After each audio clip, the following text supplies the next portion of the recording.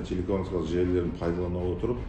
терроризмді насихаттаған, яғни Қазақстан Республикасы қылмыстық кодексінің 256 бабының 2 тармағында көрсетілген құқық бұзушылық жасаған. Сирия Араб Республикасы аумағындағы ИГИЛ халықаралық террористік ұйымына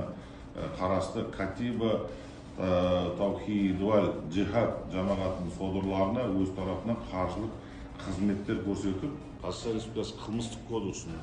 256 бабының 2 бөлігіне кінәлі деп танылып, оған 6 жыл мерзімге бас бостандығынан айыру жазасы, 258 бабының 1 бөлігімен 4 жыл кінәлі деп танылып, 4 жыл 6 ай мерзімге бас бостандығынан айыру жазасы тағайындалған.